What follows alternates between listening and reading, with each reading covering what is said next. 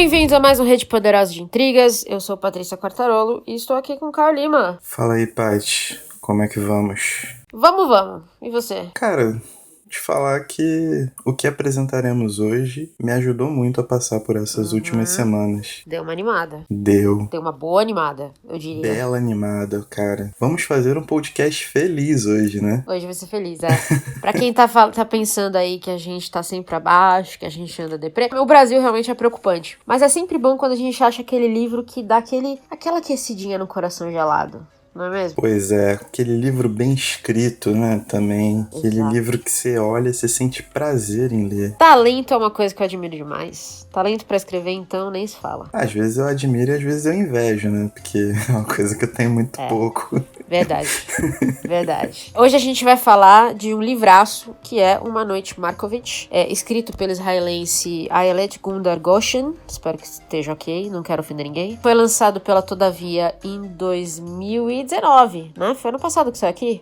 Foi 2018 e 2019, cara. 18 ou 19, mas o livro foi lançado em 2012, porque é o livro de estreia dela. Aliás, assim, só um parênteses, estrear com esse livro, eu fiquei chocadíssima, viu? Falaram que ela é um caso de Isabel Allende, né? Tipo, a Allende estreou com Casa dos Espíritos, né? Tipo, muito difícil você fazer alguma coisa acima do nível de Casa dos Espíritos. Eu acho que a Ayelet vai passar pelo mesmo problema.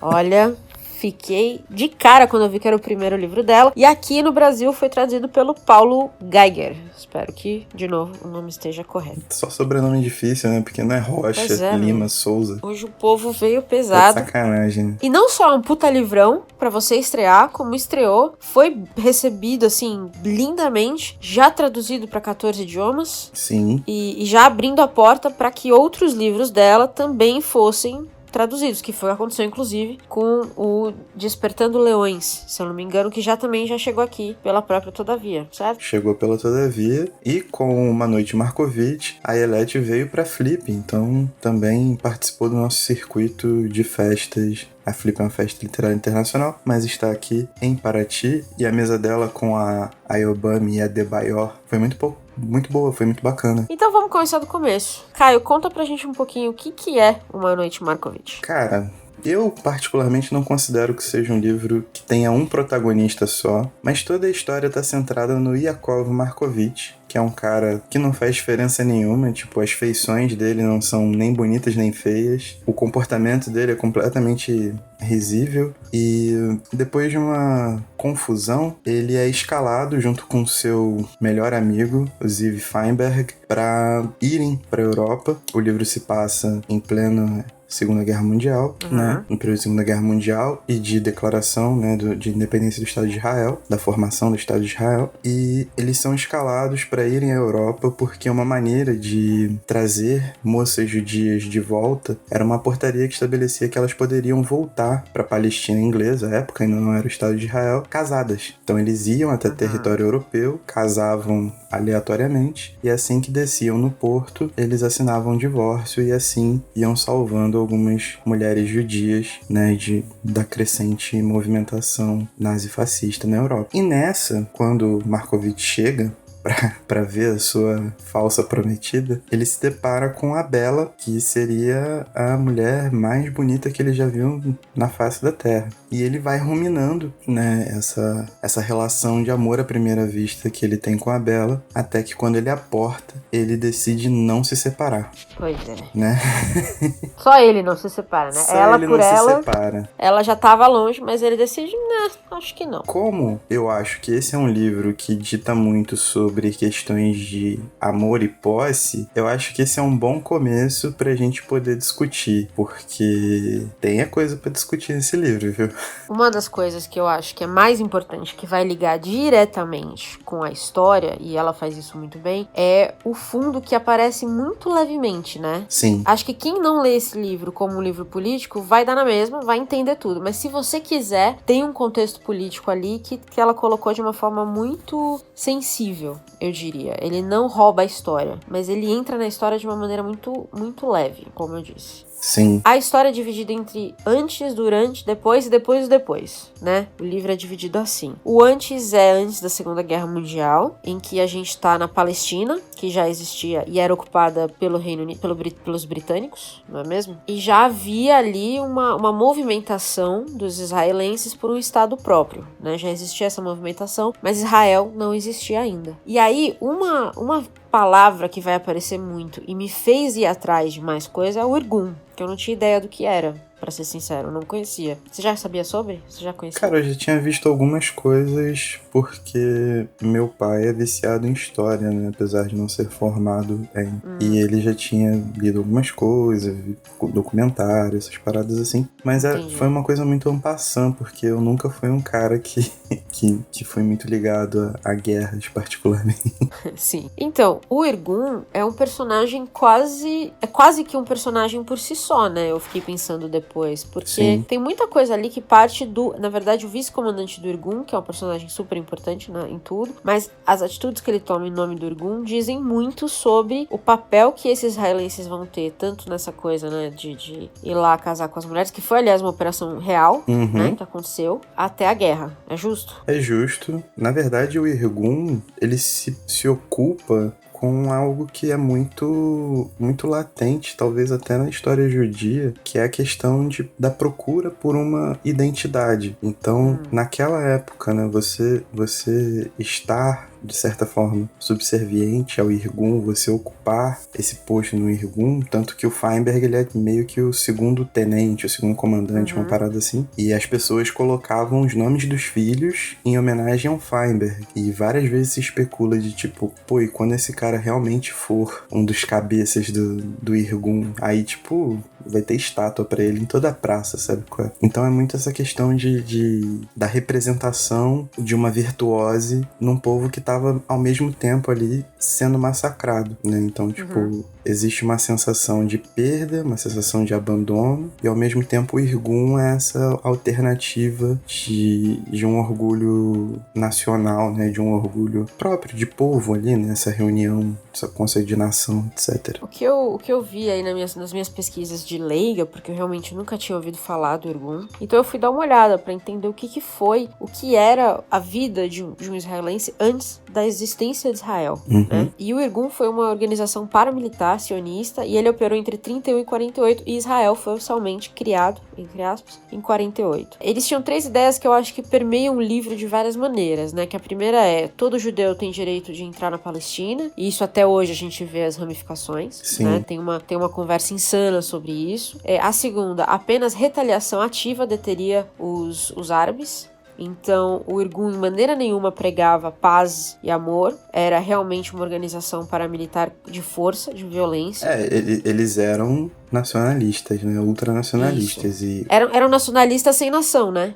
Na verdade, eles tinham a nação israelense, vamos dizer assim, mas sem um território para essa nação. Exatamente. Era isso que eles buscavam. Mas eles já imaginavam na expansão do território, né? Que é o que a gente vê depois dos acontecimentos do livro pra frente. Exato. E a terceira coisa que guiava meio que essa organização era apenas uma força militar judia garantiria um Estado judeu. Que, de fato, o Estado judeu surgiu depois da guerra. Sim. Durante muitos anos, o Irgun foi classificado como uma organização terrorista, porque, em essência, eles atacavam árabes e britânicos, né, que ocupavam a Palestina. E aí, como a gente viu também acontecer no Brasil, todo órgão paramilitar, numa democracia, vira um partido político. Sim. Né? E o Irgun virou o Herut, que significa liberdade, que deu lugar a um partido chamado Likud, que é o partido do atual presidente e do primeiro-ministro do país, que a gente conhece tão bem, né, se você ler notícia, que é do Netanyahu. Gente boa. Então, a história de Israel ainda segue muito entrelaçada com o Irgun e o que veio dele. Exatamente. Certo? Então é importante dar esse contexto, porque assim, ela não vai falar nada disso pra gente. Então, se você não tiver interesse nisso, você não vai perder nada na história, eu acho. Mas eu senti que saber esse contexto me ajudou a entender muitas das decisões, por exemplo, até do vice-comandante. Além disso, é aquela coisa que a gente fala, né, que a gente se propõe. Saber disso faz com que a gente se aprofunde mais numa cultura que não nos é tão familiar. É. Então, entender os contextos no qual a autora escreve, porque a autora escreve, principalmente por ser um romance de estreia, ela escreve pro povo dela.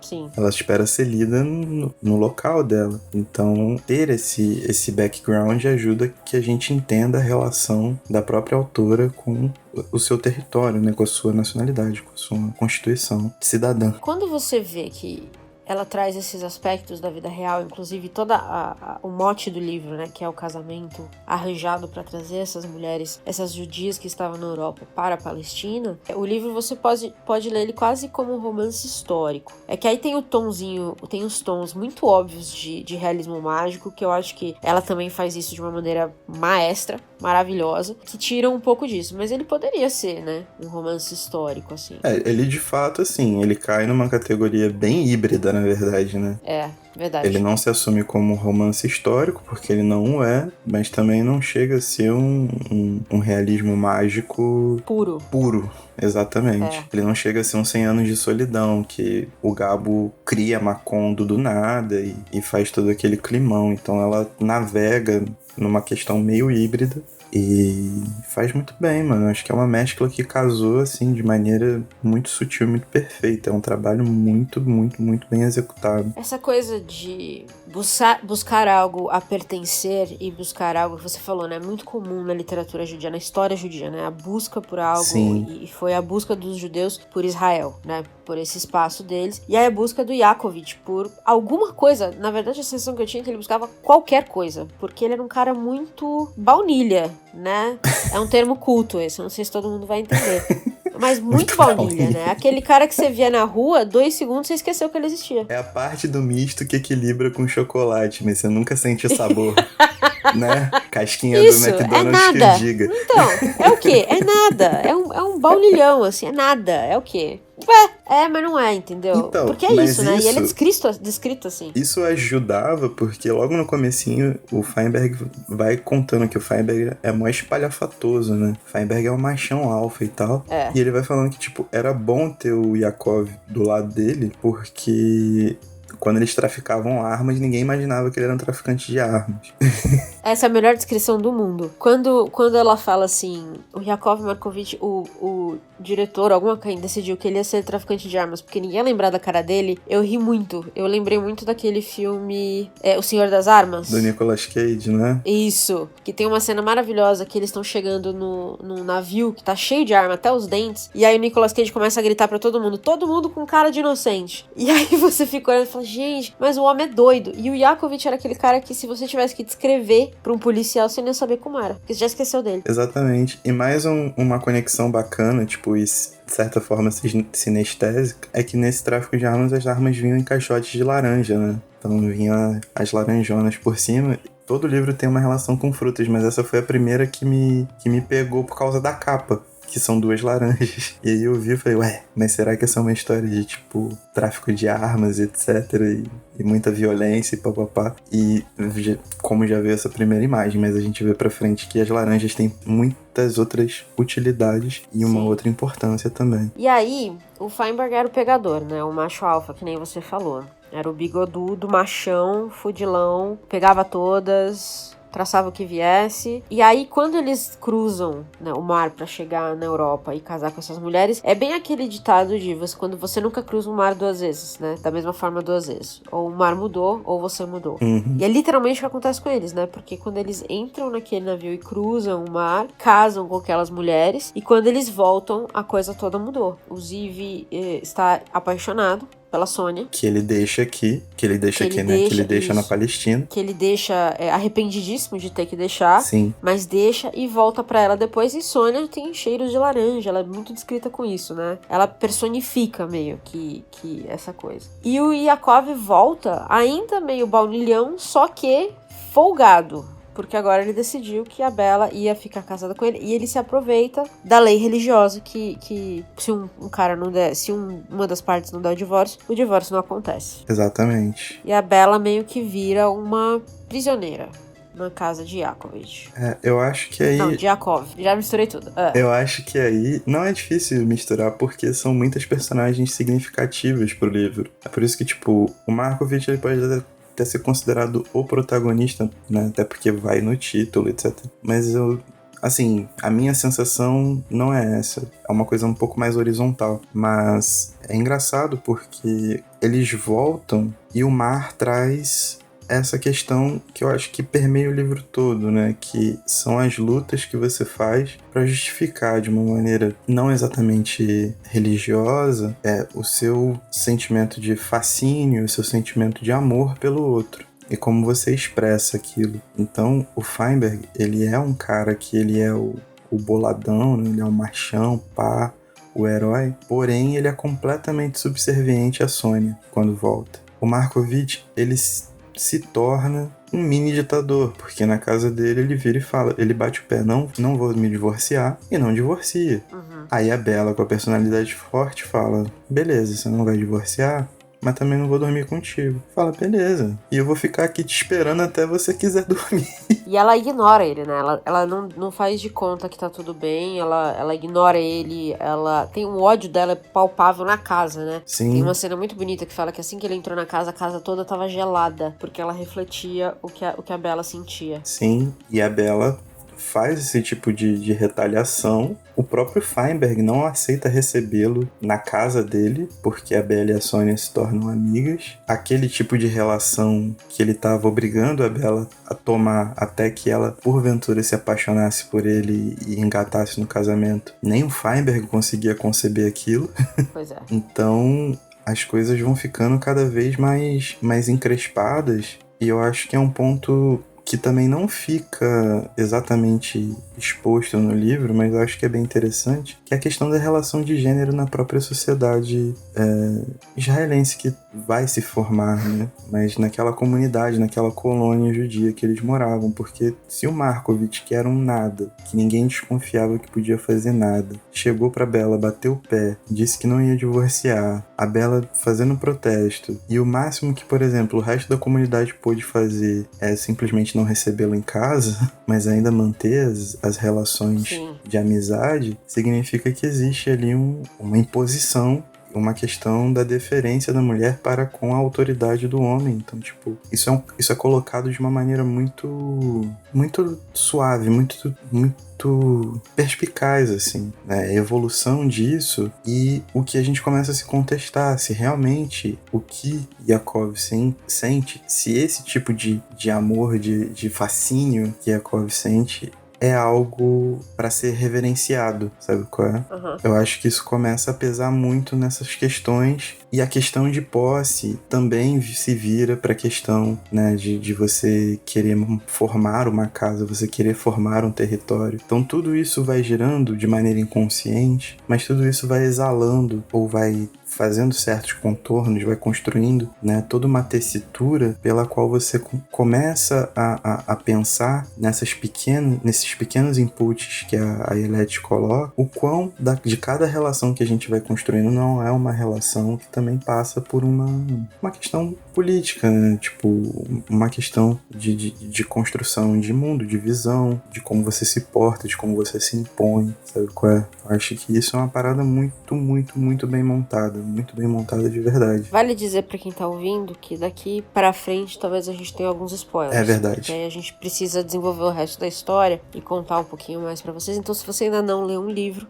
vale a pena. Acho que a gente pode só dizer isso. Vale a pena ler e depois você volta aqui se você não quiser ouvir spoilers. Porque o que eu fico pensando muito do Markovitch é que a gente tende a imaginar que essas pessoas que não são muito marcantes nunca vão fazer nada marcante. E aí ele faz isso com a Bella, o que é marcante por si só. Sim. E aí a Bella, ela, na verdade, ela está presa ao casamento com ele e o jeito dela de renegar isso é dar os pulos dela, literalmente, né? Ela sai de casa, às vezes, por dias e dorme com outros caras e some por 1, 2, 3 dias, até que ela decide ir buscar o poeta, né? Que ela lê um poema, Tinha que ser um ficou poeta, apaixonada por aquele Ela ficou apaixonada por aquele poema e decidiu que o poeta que escreveu aquele poema eu vou dizer o homem da vida dela, mas talvez não seja tão sério. Mas ela sai da colônia, como eles chamavam, e vai pra Tel Aviv atrás desse poeta. E nisso se passam 2 anos. Ela fica fora da casa do Markovitch. Inclusive, o poema era sobre laranjas. Verdade. Então, tipo, a relação das laranjas é muito intrincada. Eu gostei muito disso. Muito de verdade. Fica muito bonito, porque é muito suave também. Sim, sim. E ela encontra esse poeta. E o encontro dela com o poeta é um pouco anticlimático. Obviamente, ela construiu na cabeça dela um homem que não existe. Poeta enganando todo mundo, né, cara? É a única coisa que o poeta sabe fazer. Cara, ela fala que a primeira coisa que, na verdade, quebra a imagem dele... Porque, óbvio assim, o poeta tá na merda, né? Ele só teve um poema publicado. Não é tudo isso, não é um grande poeta. Não é visto como um grande poeta. E aí ela diz que quando ele começa a falar, ela toma um susto porque a voz dele não é aquela voz alta e imponente do homem que ela achava que ele era. E aí eu lembrei, e essa aqui vai ser uma referência completamente não culta, mas eu tenho que falar que era, quem é dos anos 90 vai saber, e gostava de futebol, que é a primeira vez que você, nos anos 90, ouvia o David Beckham falar. Que era um transtorno entre a imagem que você via e o que você estava ouvindo, aquela coisa fina, horrorosa, sem tom. E eu lembro que durante muito tempo eu parei de assistir qualquer entrevista com o David Beckham, porque era inviável você conduzir, assim, você compilar as duas coisas que você tinha na cabeça, aquele homem todo e aquela vozinha. Tipo Anderson Silva também, né? Exato. Tipo, quando começa a falar, primeiro seu cérebro dá um nó, porque não tem como, né? Você imagina as coisas. E a Bella tinha construído um poeta assim, né? Ela tinha construído um cara, mas ela achou um cara meio outro baunilha, que tinha feito um poema mais ou menos na vida. Mas ficou com o cara 2 anos. Né? Deu um perdido no Markovitch e foi pro espaço do cara lá. E aí, o que eu gosto muito da criação do Markovitch é isso. Quando a Bella volta, ela volta grávida. Ela já sabe que ela tá grávida e que não tem como ela ficar com aquele poeta, porque ele não vai ter como bancar aquilo. O poeta também dá uma... Tipo, já deu uma cagada nela antes, né? É, verdade. Já cansou. E aí... tem um momento tem uns breves relapses de nobreza do Markovitch, que é quando a Bella tenta dormir com ele pra dizer que engravidou dele, e ele percebe e fala assim, olha, fica tranquilo, você não precisa fazer nada que você não queira, eu vou assumir essa criança. E ali naquela hora, que foi a conversa que a gente teve quando a gente tava falando da pauta, você até pensa, porra, ok, um cara tomou uma atitude decente. Imagina o Felipe Neto aí, ó, tudo... Então, mas e aí? Mas será que era isso mesmo? Quando vira a página, ele já tá pensando, com o filho vai ficar mais fácil prender ela em casa. Exatamente. E o que eu gosto da criação do Markovitch, assim, ela coloca o podre do lado do nobre, sabe? Porque, de verdade, se você parar pra pensar, todo mundo é assim, né? Ninguém é 100% bom, nem 100% ruim, exceto o presidente. De resto, a maioria das pessoas é uma mistura das duas coisas, né? Sim. Não que você vai prender alguém em casa, mas... entendeu? É, óbvio que ela exagera em vários traços, até porque esse livro tem muitos toques de realismo mágico. Se você não dá uma exagerada pra tornar a coisa mágica e sinestésica, seria a mesma coisa que o episódio anterior do Noite das Mil e Uma Noites, porque se você não consegue dar um clima pra tornar, né, aquilo ali atrativo e mágico, etc., não funciona. Já não é um romance estreito, né? Já não é um romance realista. Então, tipo, ela dá uma exagerada em vários contornos, mas mesmo nos momentos de exagero, ela consegue levantar essas questões extremamente subjetivas sem ficar também trabalhando em exatamente duplos, né? Tipo, bom, mal, né? Exatamente. Fraco, forte. Exatamente. Ela consegue arrumar gradações para aquilo que ela quer fazer, e isso vai se tornando tipo uma parada muito muito imersiva mesmo, porque realmente a gente começa a se colocar nas situações, começa a tentar escavar um pouco desse universo que ela tá criando. Uma outra coisa que é muito interessante, assim, tem muita criança nessa história, né? Muita. Então tem, por exemplo, a Rachel, que é a esposa do açougueiro Abraham, que sonha com uma menina, ela já imagina a menina, menina e aí nasce um menino, ela não se conecta com o filho. Tem a Bella, que tá vindo aí com um filho que não é do Markovitch, mas que ela tem, ela quer criar esse filho num ambiente, vamos dizer assim. E tem o Ziv, que sonha com o filho e não tá conseguindo, ele e a Sônia não conseguem engravidar. Eu achei que as crianças no livro, elas têm muito um tom de redenção. Eu não sei se essa é a palavra certa, mas eu sinto que ou os pais veem a redenção nos filhos, ou as crianças veem como esse sopro de ar inocente que talvez pudessem ajudar a alma dessas pessoas que já fizeram tantas coisas duvidosas, sabe? Porque tem muita criança nessa história, né? Tem muita criança que aparece em momentos, assim, muito marcantes, eu diria. Por exemplo, o Ziv vai ter um filho, mas que não é dele. E ele só vai saber disso num momento muito difícil da vida, né? Sim. Então, eu achei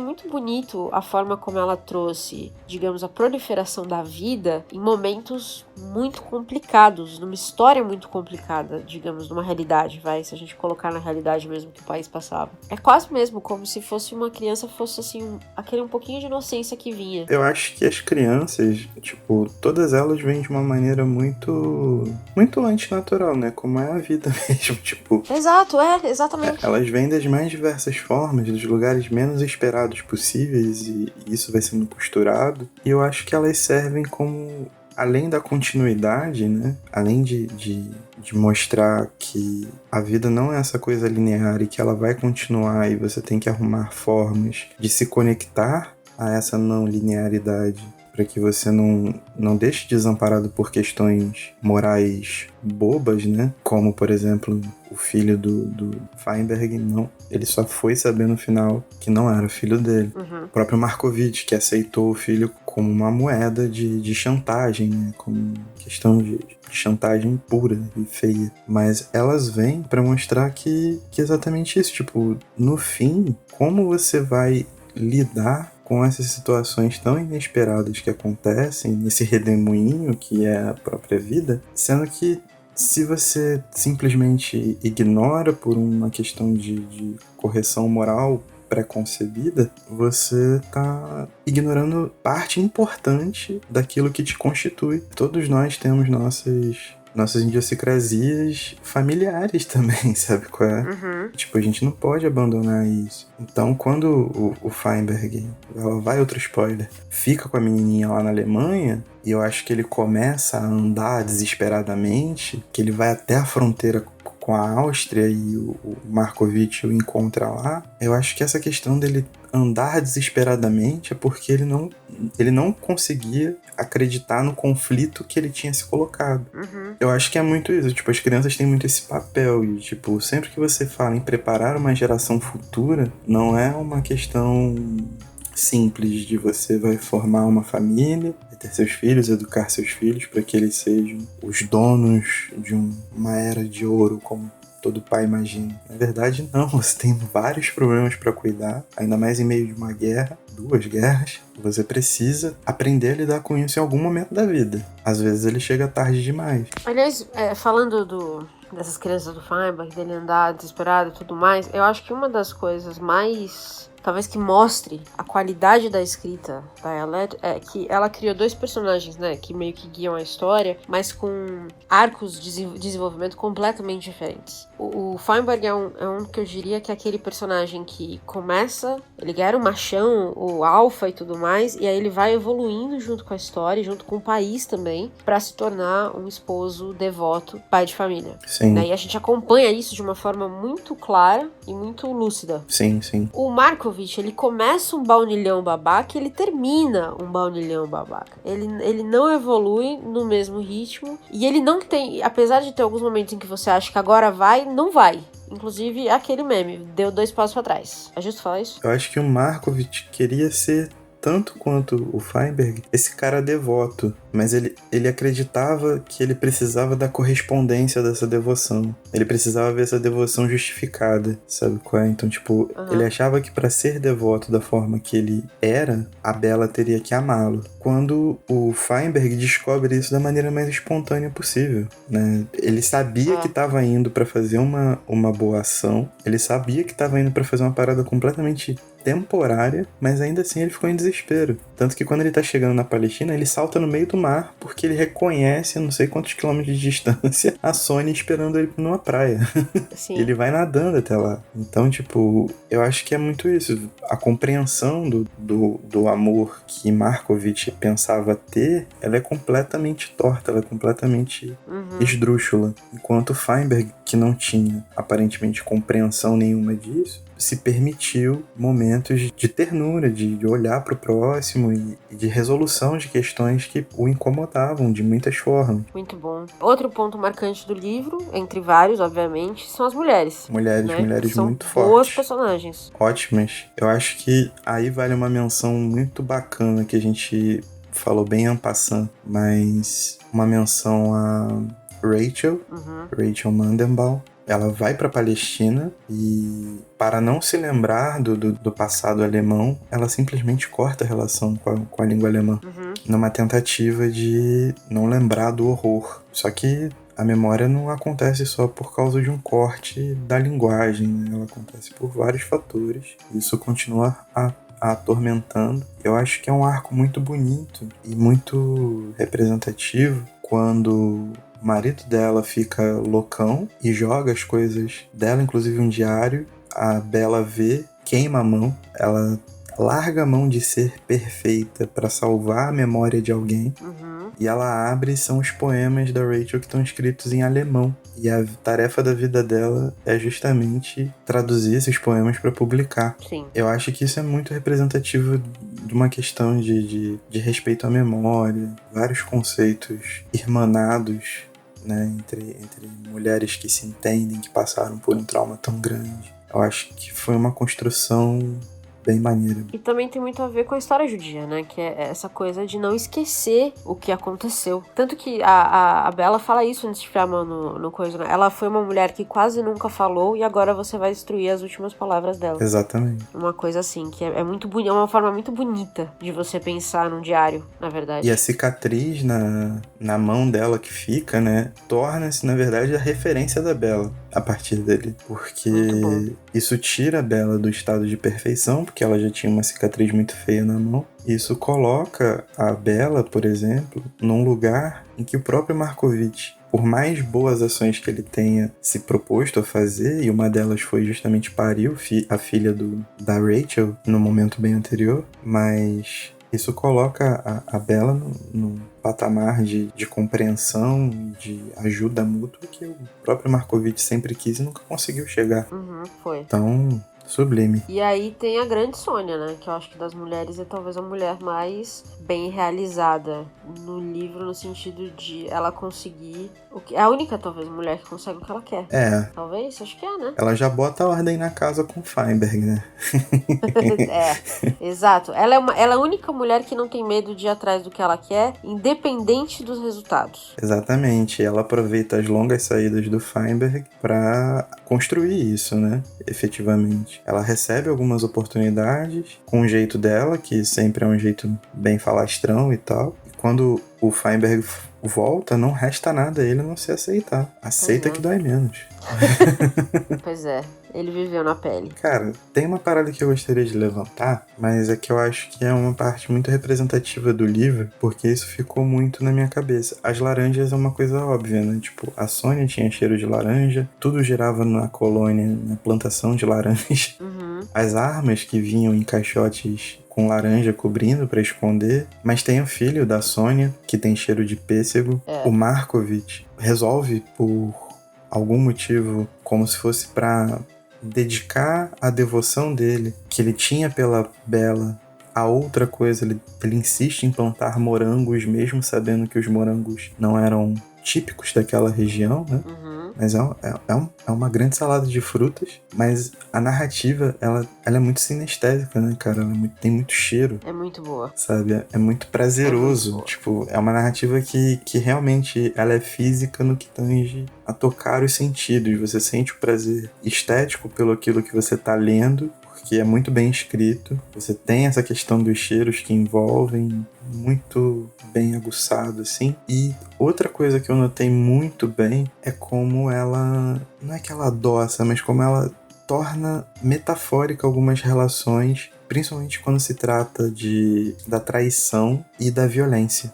Então, tipo, a não ser naquela hora que o Markovitch vai invadir a fortaleza lá, que realmente ela fala que eles pegaram em baionetas e os caras foram caindo, etc. Mas muito poucas são as relações diretas com violência, assim, tipo, foi uma sangria danada, cortou braço, cortou perna, saiu sangue, papá, que não sei o quê. Ela cria a imagem pra você de uma maneira muito tangencial e muito bonita, assim, tipo, são umas sacadas que ela tem, principalmente na hora que o parceiro do Feinberg na Alemanha, quando eles estão caçando nazistas, isso aconteceu de verdade também, né? Vai enforcar o nazista que tá com o bebê, que fica com o Feinberg depois. Aquela cena toda, por mais que tenha sido uma briga de rua generalizada, Sim. ela não é o clima de uma briga de rua generalizada, ela não parece um filme do Steven Seagal, sacou? Ela é uma parada muito poética, ela usa recursos muito, muito poéticos pra narrar tudo isso. Em compensação, principalmente no que tange as mulheres, ela deixa exalar a sensualidade da coisa.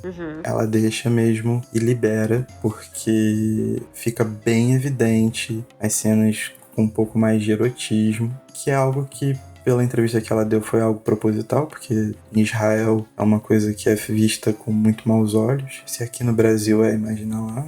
Mas eu achei muito bonito, tipo, ela fazer essa inversão, sacou? Ela deu a literalidade pra expressão dos amores possíveis, da sensualidade, do toque, do desejo, do sexo. E simplesmente resolveu traduzir em metáforas a violência. Quando eu terminei de ler o livro, eu vou... À medida que eu vou lendo, né, eu vou fazendo umas anotações pra eu não esquecer as coisas e tal. Quando eu terminei de ler o livro, a primeira coisa que eu escrevi foi lindo uso das palavras. É assim, dá pra ver que ela é uma pessoa que gosta das palavras, sabe? É difícil de explicar isso. É a mesma sensação que eu tenho quando eu leio Gabo, por exemplo. E eu acho que isso é um pouquinho da permissividade que vem, eu acho que do realismo mágico, que é essa coisa de você poder usar as palavras de um jeito que até o que é feio fica bonito, até o que é pesado fica leve. E eu tenho muito isso quando eu leio Gabo. É uma das minhas coisas preferidas de ler Garcia Marques. E ela mesma, né, já foi comparada de tirar um pouquinho dele. Ela cita Borges também, em uma entrevista que eu li dela. Verdade. E ela citou, inclusive, Jorge Amado. Ela fala que Jorge Amado foi o melhor autor homem que criou personagens femininas protagonistas, porque ele soube interpretar muito bem o papel da mulher na sociedade, todos os seus contextos. Pois é, assim, o que eu quero dizer é, ela tem ótimas referências. E referências muito próximas a nós, né? Exato. E eu acho que é por isso que quando você lê esse livro, você sente assim, você consegue sentir a textura da história, porque é muito bonito, é tudo muito bonito. Eu fiquei encantada com o livro, de verdade, encantada. Fechei encantada e quero ler mais coisa dela agora. Então, todavia, traduza, por favor, mas acho que ela já tem 2, 3 livros. Eu acho que ela tem 3 livros, 2 já estão lançados pela Todavia, né? Que é esse, o Falta um. Despertar dos Leões, falta um. Tá. E, cara, ela é nova, né? Ela é de 81, então acho que ela tem bastante lenha pra queimar. Boto Maravilhoso. fé. Porque é muito, muito, muito, muito bom. Muito bom de verdade. Fiquei muito feliz com esse livro. Muito feliz. Muito bom. Mais um gol nosso. Eu tô muito chocada, assim. De verdade. Eu tô feliz. Eu gosto quando eu já falei, né? É o meu sentimento preferido da vida. É quando você pega um livro X e você vai e você gosta. E muita gente gostou do livro.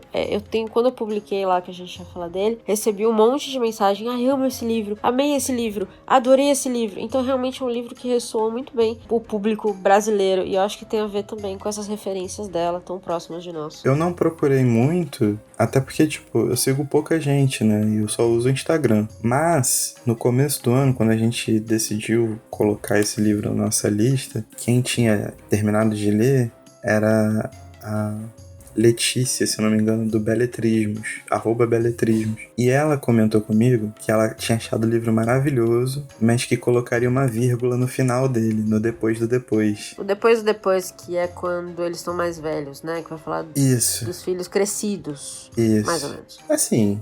Foi a única parte que eu também tiraria do livro, mas fora isso, não é o fim do mundo, não. Eu achei que não foi necessário, mas também não estragou em nada a minha experiência, sacou? Exato. Se terminasse no depois, pra mim tava de boa. Exato. Eu já tinha gostado, eu já tinha decidido que era um livro fodido. Então, tudo bem. Agora, A morte do Markovitch é uma parada muito marcante, né? Então, a narrativa do último dia dele é incrível. A última imagem que a gente fica dele, assim, é a confirmação. Eu nunca vou deixar de usar isso na minha vida mais, do Homem Baunilha. Nunca diga que eu não te ensinei nada, hein? Se eu te ensinar uma coisa em 2 anos de podcast, tá aí. Caraca, Homem Baunilha. O grande Homem Baunilha. Vou levar essa pro coração. Muito bom. Então, acho que não precisamos dizer que recomendamos o livro. Acho que tá dado. Pô, muito, é só muito. 1 hora aqui Muito. falando coisa. Falamos bastante porque o livro merece. Não foi igual ao Terra Americana, não. Merece muito. Links, descrições e afins estarão no nosso site www.centralredepoderosasdeintrigas.com.br. Estamos no Instagram, no Twitter e você pode achar a gente em todas as principais plataformas. Certo, Caio? É isso aí. Tá entregue? Tá entregue, tá bonito, tá? Pô, esse livro me deixou feliz nesse tempo, então tá tudo lindo. É só o que a gente precisa nesses momentos difíceis. Exatamente. E tchau. Tchau.